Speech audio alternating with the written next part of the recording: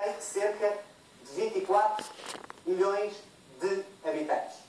É também a quinta economia de África e, apesar das dificuldades com a desvalorização do preço do petróleo, continua Angola a crescer mais de 4% ao ano.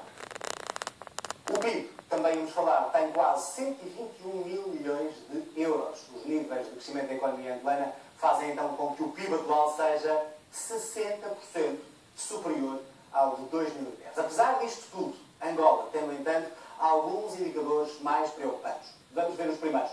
Dados da OCDE dão conta que 68% da população vive ainda abaixo do limiar da pobreza. Vamos para outro relatório. Desta vez, o relatório da Unicef mostra que 40% da população em Angola não tem acesso a saneamento. E, mais um dado, 58% ainda não tem água potável em Angola. São números da Organização Mundial de Saúde também que revelam que Angola é o quinto país com o índice de esperança média de vida mais baixo. São dados que mostramos aqui um resumo de Angola, numa altura em que podemos terminar com este número. Os angolanos vivem em média 52 anos. É a esperança de vida em Angola. Como lhe dizia, este é um retrato muito resumido de um grande país para o qual muitos começam agora a olhar mais intensamente por causa da violação dos direitos humanos. A greve da fome do Luati Beirão pôs os olhos internacionais virados agora mais para Angola. Várias organizações humanitárias estão a deixar alertas preocupantes. A Human Rights Watch, por exemplo, relata episódios de censura, prisões arbitrárias e despejos ilegais. A Amnistia Internacional relata com detalhe agressões da polícia a ativistas políticos. O governo angolano fala em calúnias, difamações e ingerência estrangeira. Tudo isto para destabilizar Angola. Luanda, a capital mais cara do mundo, cidade cosmopolita e uma Angola construída sobre os destroços da guerra. Ergueu-se depois de 13 anos de conflito no ultramar, mais 27 de uma guerra civil que devastou o país desde as primeiras horas da sua independência. O fim da guerra traz o desenvolvimento à Angola. Em 10 anos o crescimento foi impressionante. A economia chegou a crescer 17% ao ano.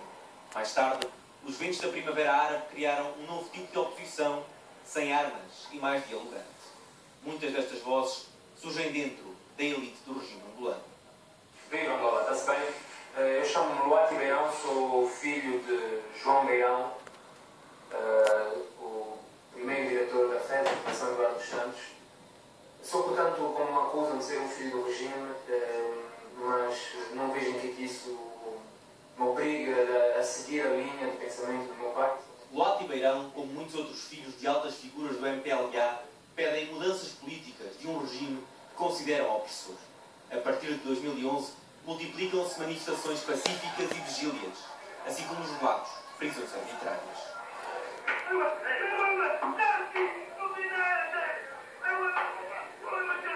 Estas imagens de telemóvel registaram episódios de violência nas prisões angolanas. Quando não há imagens, chega a palavra escrita, dada a ativistas humanitários. Um superintendente apontou-me uma arma à cara e disse que disparava se tentasse fugir. Na esquadra bateram durante quase 2 horas. Eram os 5 homens que me agrediram com bastões e cabos de ferro. Os testemunhos de Emiliano e Pedro foram dados à Amnistia Internacional e publicados num relatório muito duro para o regime angolano. São apenas alguns entre as várias denúncias, torturas e detenções. Há gente contra a paz e a estabilidade de Angola. É assim que um grupo de jovens defende o regresso à guerra. Um deles foi detido em flagrante. O jovem detido em flagrante é Nito Alves. Tinha 17 anos em 2013, quando foi preso por imprimir t-shirts para uma manifestação pacífica. Há relatos de dezenas de casos como este, apesar da Constituição angolana ser clara. É garantida a todos os cidadãos a liberdade de reunião e de manifestação pacífica, sem armas. O olhar pesado de Luati Beirão, numa cama de hospital, chegou aos noticiários do mundo inteiro.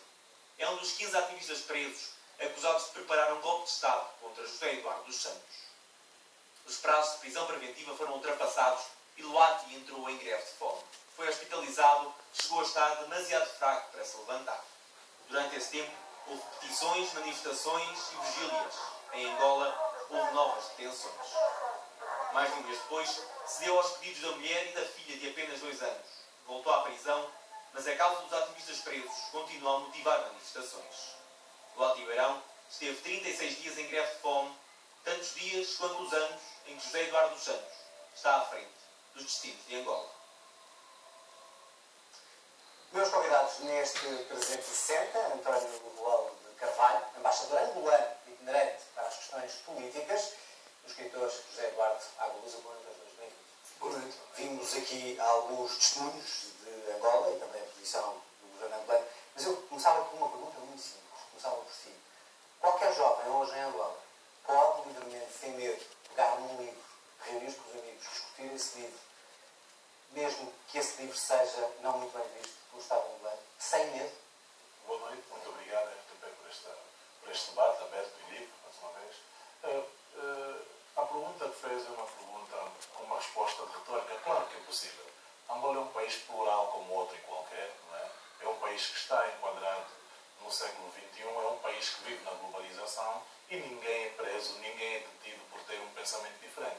Eu acredito que a mensagem que foi passada durante algum tempo, e esta também é uma das razões da nossa presença cá, é que tem havido muita mensagem que passa de um só lado e não tem havido a mensagem do outro lado. Não por falta e vontade da nossa parte. Já várias vezes queremos ouvir o outro lado, já convidámos inclusive o embaixador em Lisboa, que disse que sim e depois à última hora disse que não. Portanto, é só para esclarecer que nós tentámos ouvir sempre. Mas agora teremos outra Muito bem, por isso aqui está. Portanto, dizia que a mensagem, vamos começar este debate com esta questão, desmascarando esta grande mentira que tem sido apregoada por muita gente. Então, ninguém foi detido por estar a ler um livro. Isto é então, eu tive a ler, deixe-me só dizer, eu tive a ler com cuidado a acusação e o que temos em termos de justiça angolana é aqui duas outras coisas, nomeadamente, encontravam-se reunidos na livraria Kiazel, em mais uma sessão de formação de ativistas, estavam a ler um livro, não sei se já leu, do Gene Sharp, e curiosamente fala de 198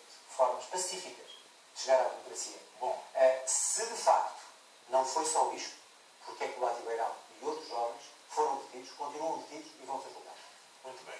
Como disse muito bem o Gene Sharp, este é um livro altamente subversivo, um livro que foi utilizado por alguns países ocidentais para conseguirem manipular algumas mentes em África e levaram a situação que pretendem levar a Angola também, que é da Primavera Árabe, e estes indivíduos detidos defendem isso, que a Angola deve ser transformada numa Líbia. E eu acredito que quem está a assistir, tanto aqui em Portugal como em Angola e em outra parte do mundo, há de concordar que a Primavera Árabe foi o maior horror que aconteceu em África nos últimos 5 anos. Então prende-se alguém porque está a ler um livro que pode levar a essa situação? Não se prendeu alguém por estar a ler um livro. Prendeu-se um grupo de indivíduos que estavam a preparar atos extremamente subversivos. Mas foram encontradas armas, também a lei angolana é clara nisso, quando há um ato, quando há uma intenção, e ali foram encontradas armas, havia planos secretos para derrubar o presidente e o Estado angolano. Meu caro, a subversão não é só feita com armas, nem é só feita com facas. Não é? A subversão também pode ser feita com as atividades que estavam a ser feitas, como diz e bem a acusação, é um processo que foi acompanhado. Eram uma espécie de aulas tutoriais de formação de como se devia enfrentar as autoridades, levando as autoridades a um boiling point, onde alguns desses indivíduos seriam mortos para que depois se justificasse uma ação internacional. Não se pode discutir isso em Angola. Discutir-se pode-se, mas agora... Eram 3 da tarde, estavam numa livraria. Só para fazer sentido. Discutir-se... Eu estava a ler a acusação e dizia às 3 da tarde, entre as 3 e as 5. Discutir-se em Angola pode-se discutir tal como se pode discutir em qualquer parte do mundo. Mas como digo, e volto a dizer, todas as pessoas com algum bom senso saberão que as questões de matéria e segurança do Estado têm sempre uma análise muito mais profunda do que uma análise meramente apaixonada ou uma análise juvenil. E eu dou-lhe um exemplo. Uma notícia publicada agora no Diário de Notícias, no dia 2 de outubro, que um indivíduo britânico de 15 anos foi condenado à prisão perpétua porque mandou uma dezena de e-mails para que houvesse uma manifestação em Melbourne, na Austrália, e que estes manifestantes provocassem a morte de alguns polícias. foi condenado à prisão perpétua por enviar uns e-mails. Portanto, eu digo... Portanto, está a dar com o exemplo britânico a justificar as ações. Não é justificar. É dizer que a análise que é feita aos atos perpetrados no estrangeiro também é uma análise que pode ser levada à frente. Então, deixa-me só dar mais um caso que hoje também teve em Bengala, salvo erro, 18 jovens que se manifestavam a favor dos outros jovens e, portanto, estavam, como aqui em Lisboa, alguns na rua a manifestar, e também foram detidos porque estavam a apoiar outros. Há uma questão... A questão é saber até que ponto é que alguém pode livremente dizer eu não concordo com este governo, para saber se há ou não liberdade.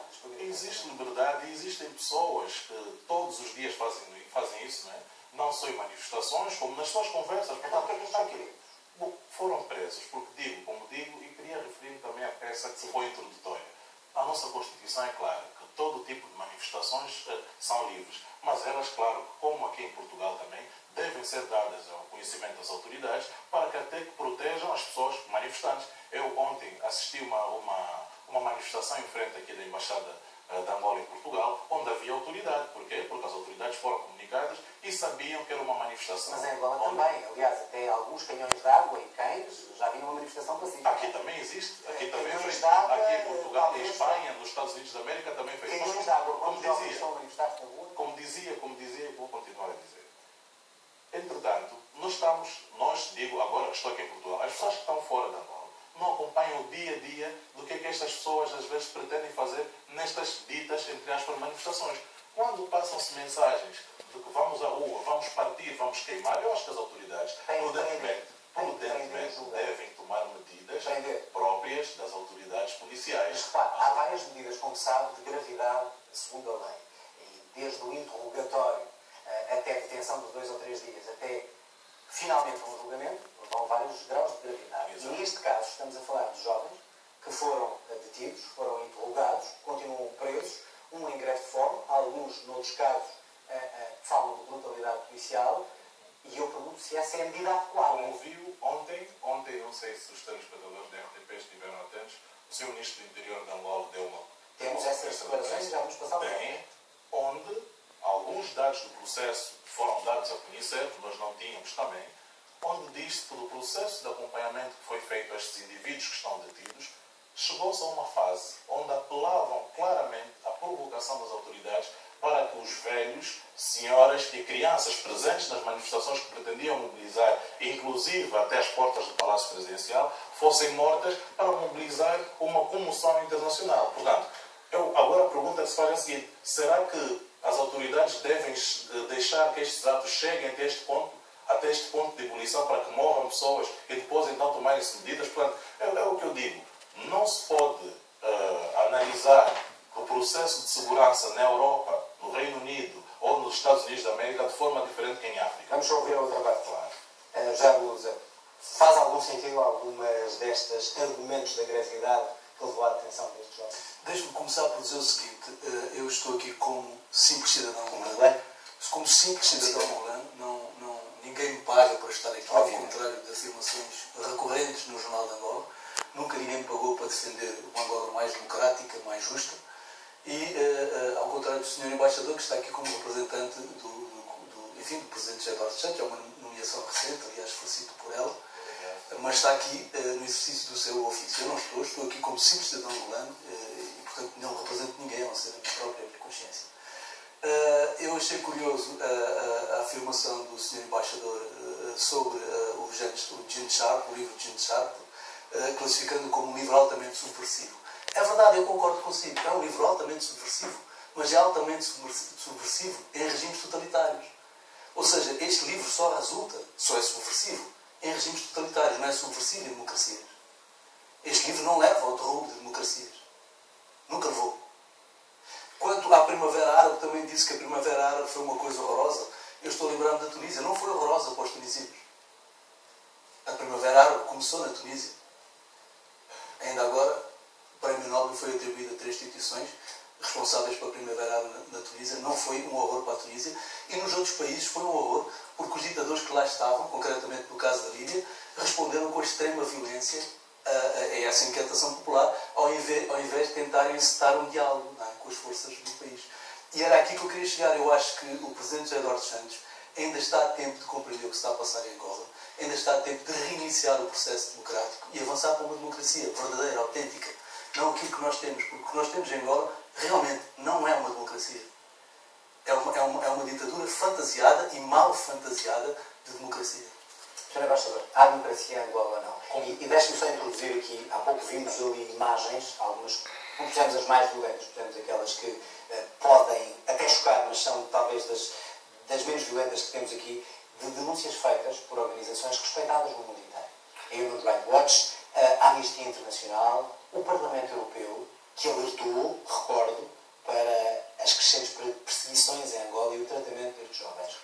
As Nações Unidas, respondendo à primeira questão, se há democracia em Angola, há, e as pessoas que estão em casa sabem disso. Nós, claro que disse, e volto a dizer, temos que às vezes fazer algumas análises menos apaixonadas e menos pessoalizadas. Acha que a Amnistia Internacional e as Nações Unidas, onde Angola tem um papel tão importante, fazem análises apaixonadas e parciais? A Amnistia Internacional faz análises com base em quê? Portanto, isto é tudo muito subjetivo. Investigações que faz. Muitas investigações que faz à distância, não é? Claro, não o presidente Agostinho Neto, como você sabe, foi um prisioneiro de consciência da Amnistia Internacional. Nessa altura, a Amnistia Internacional era boa e agora é má? Uma pessoa pode deixar, entre a graça e a desgraça não vai nenhum pau, não é? Portanto, pode deixar de ser boa de um dia para o outro. Mas não é esta a questão. A questão é que, respondendo à sua questão, há democracia em Angola. O Estado português sabe que há democracia em Angola, os 200 mil portugueses que vivem em Angola sabem que há democracia em Angola e a generalidade dos 24 milhões de angolanos sabem que há democracia em Angola. Acham que há democracia ou têm medo de dizer o que não concordam? Mas porquê que vai sempre pelo medo? Acredita que alguém... Ouvimos alguns jovens que estão na prisão e que têm medo de falar. Você conhece alguma democracia que tenha um presidente em exercício de forma ininterrupta há 36 anos? Dê-me só um exemplo. Doutor Eduardo Agualusa. Não sou doutor, não. Vou dizendo a primeira questão que fez sobre a opinião. É muito importante. Significa que estes indivíduos, não é, que manifestam-se ou têm sido incitados a manifestar-se contra o poder político de Angola. Estás a passar aqui uma grande... que existe uma ditadura. E quando o partido do poder faz uma manifestação pacífica com 2, 3 milhões de participantes, ninguém diz que há democracia em Angola. Porquê? Estas 15 pessoas ou 20 saberão manifestantes que dizem que estão a favor da paz, organizações juvenis em Angola, como aqui em Portugal, há organizações juvenis, há organizações da sociedade civil. Mas em Portugal, quem vai manifestar contra o governo, e muitas vezes à frente da Assembleia da República, até a atirar coisas pelo ar contra a Assembleia, não fica preso sem julgamento. Não, este foi um caso específico de manifestação policial e vimos como é que a polícia reprimiu a própria polícia aqui em Portugal. Mas voltando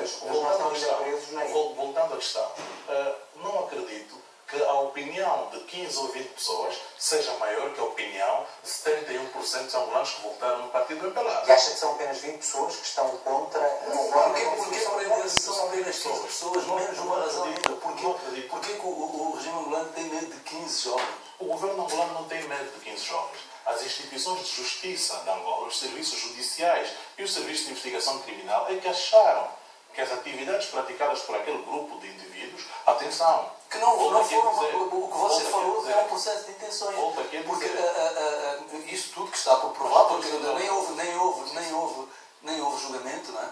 Nem houve julgamento. O que saiu a público, inclusive próprias declarações do Presidente da República, que foram tornadas públicas, que estão públicas na internet, que podem ser vistas, acusando os jovens de uma tentativa de golpe de Estado. A acusação inicial era essa. A acusação inicial era essa. O Presidente Eduardo dos Santos falou no 27 de maio, recordou, eu ouvi.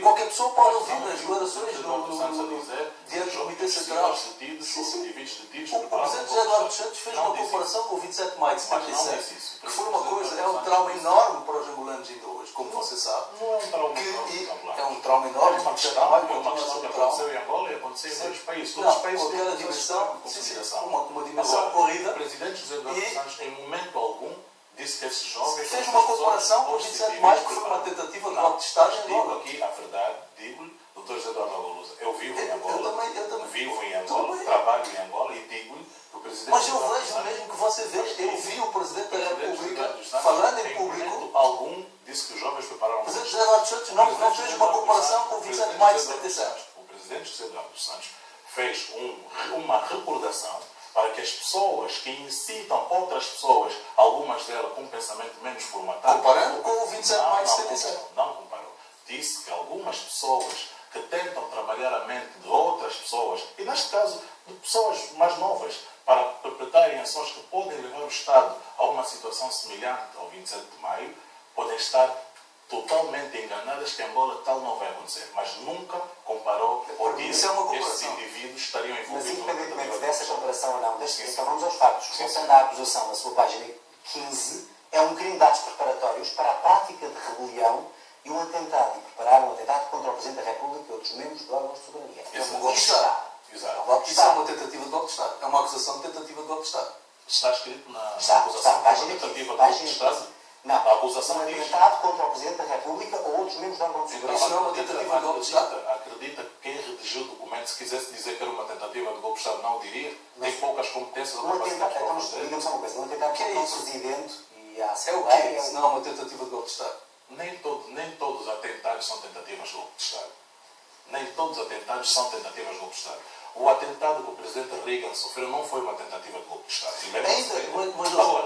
Mesmo essa acusação, e você sabe disso, António, isso é uma discussão que tem estado acesa no interior do próprio partido, que estas acusações foram exageradíssimas. Essa acusação é exageradíssima.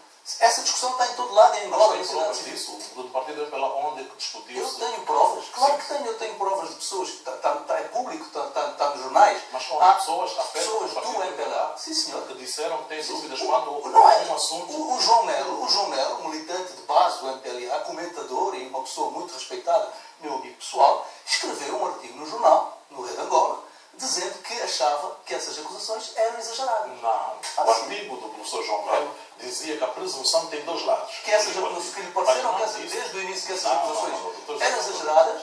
Não disse. Sim. Que a comunicação do MPLA foi mal feita desde o início.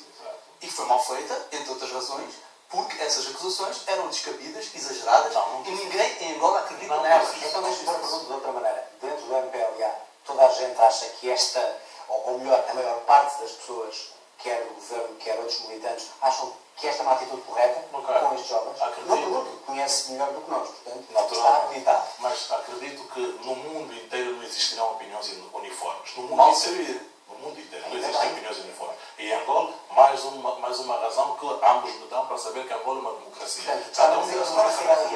Há vozes contrárias a esta decisão. Não existem vozes contrárias a esta decisão por uma única questão. Então não há esta decisão. Você arrisca, inclusive, que amanhã ou pessoas afetas ao MPLA o desmintam, porque eu conheço essas pessoas. Elas que aparecem desmintam publicamente. Digo, esta questão será tratada nos fóruns judiciais. Não será no fórum partidário, não será no fórum presidencial, não será na Assembleia da República, mas nos momentos no momento em que os fóruns judiciais. Os políticos e ministros angolanos falam do assunto, torna-se também um assunto político.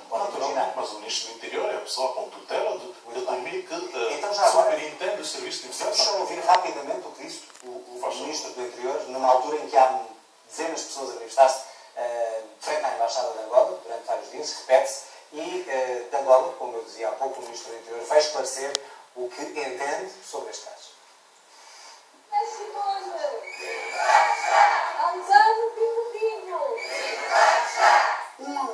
Os nomes dos 15 ativistas detidos em Luanda voltaram a ser recordados em Lisboa.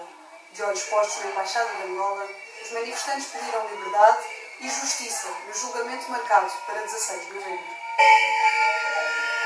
Por entre o barulho ensurdecedor das buzinas, a opinião é de que se o governo angolano pudesse, teria feito tudo de forma diferente. Há um momento antes e depois disto, eu penso que se fosse dada a oportunidade de qualquer pessoa que participe ou que tenha responsabilidades no regime angolano de voltar atrás e poder fazer tudo de maneira diferente, eu penso que fariam tudo de maneira diferente, porque a gênese deste movimento e do movimento também que de certa forma foi preso em Angola é de cariz civil, não tem uma agenda que não uma agenda de cidadania. A opinião contrária chega de Angola. O ministro do Interior disse esta quarta-feira que houve interferência estrangeira na estratégia dos ativistas acusados de rebelião e de tentativa de golpe de Estado. O que estava a passar não era aquela habitual tentativa de simples manifestação, era coisa bem diferente, era coisa bastante ousada.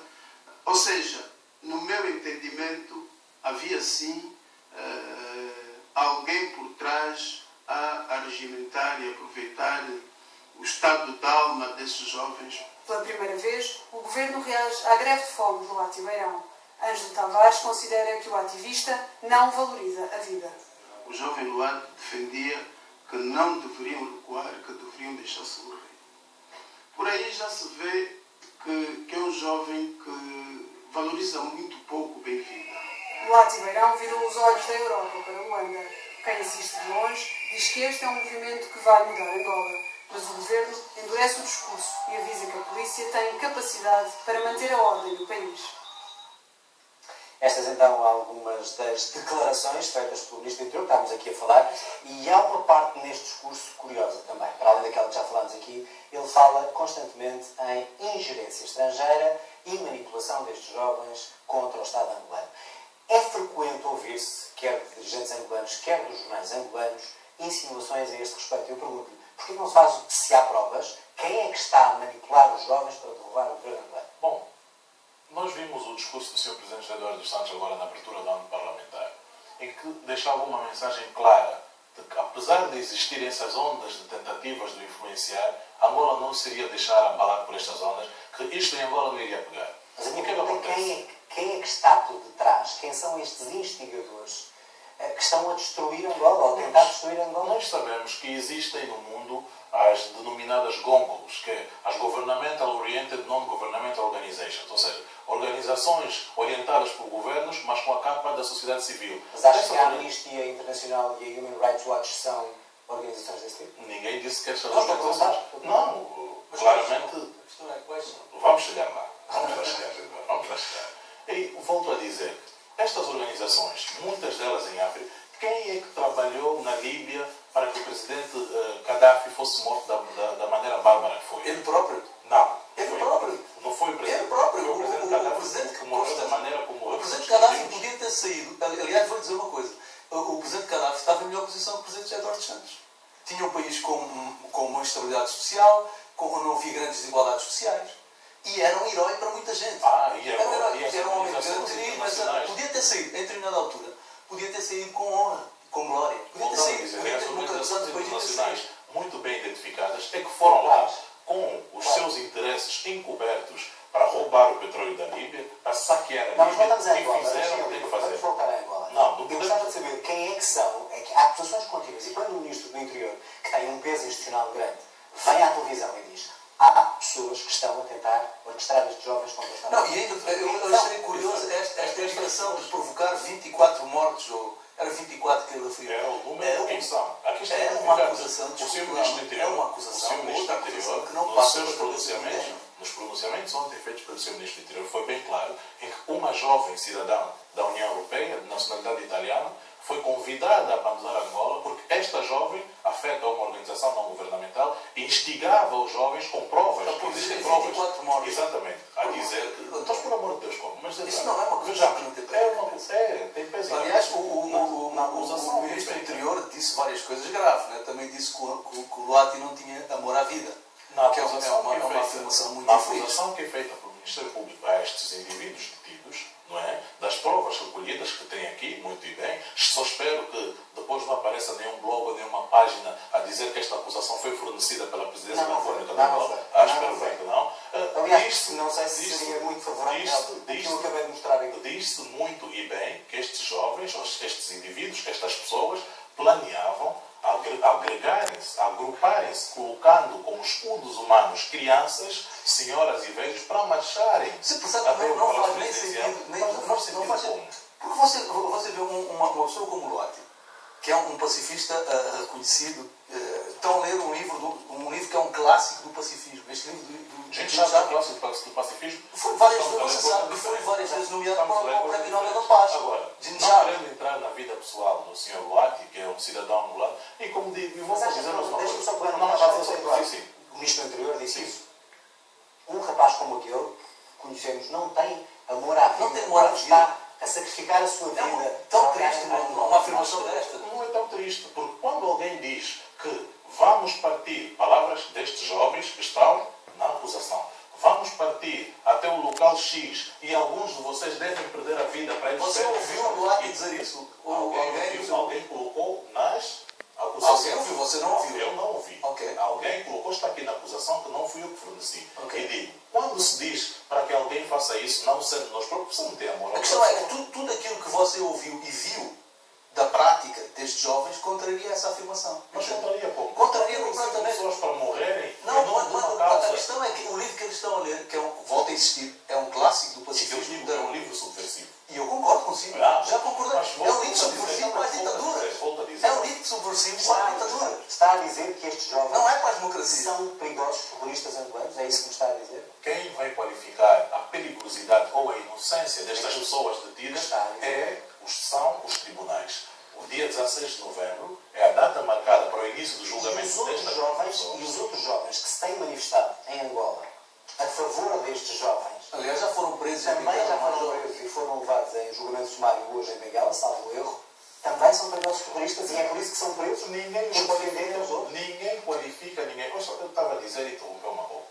O Estado angolano é a entidade menos interessada em deter seus próprios cidadãos. O Estado angolano, porque é parte dos deveres do Estado proporcionar o bem-estar, proporcionar a segurança e proporcionar desenvolvimento aos seus próprios cidadãos. Agora, como em toda parte do mundo, a justiça comutativa existe. Nós recebemos da sociedade e da coletividade tudo aquilo que nós damos de volta à sociedade. Então acha, portanto, se eu for um homicida... Não sou eu que digo, nem o Zé Guadalupe, acha que a ONU, o Parlamento Europeu, a Amnistia Internacional e outras organizações, quando falam em perigosas violações dos direitos humanos, todas também estão nesse complô? Agora, acha que dizem isso gratuitamente? Vamos refletir as coisas da base que está a partir. O Parlamento Europeu, acredito que fala de um relatório que foi apresentado por uma eurodeputada deste mesmo Parlamento, de nacionalidade portuguesa.